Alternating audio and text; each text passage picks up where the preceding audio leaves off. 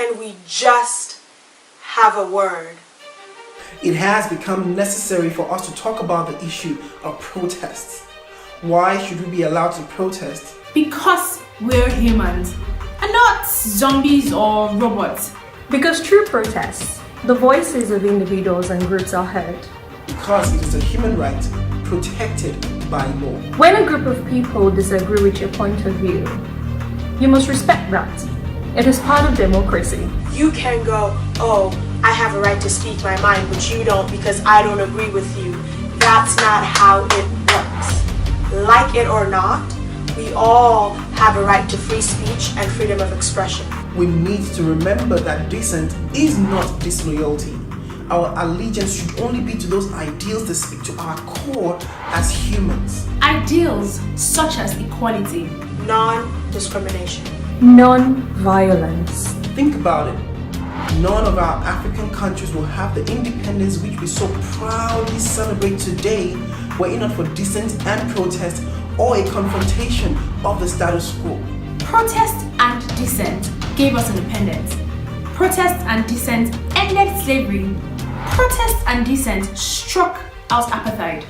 Through protests, we have moved closer to equality between men and women.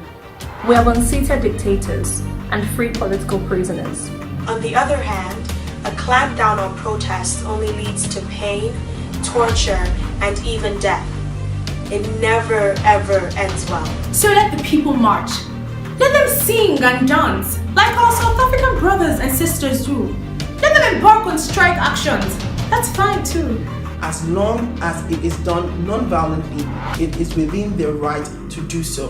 And the state is not permitted to attack them with guns, with bullets, with water cannons, or with batons.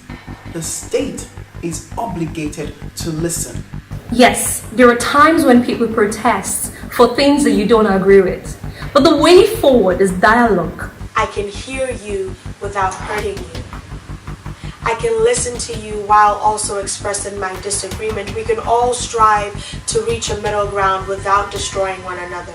The freedoms that we have in our constitutions are not just meant for paper alone.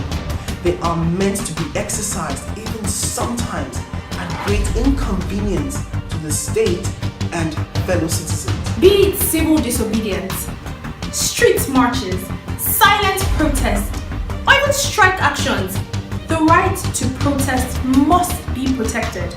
Again, I may not agree with you, but I must respect your opinion, just as I want you to respect mine. So, can we just have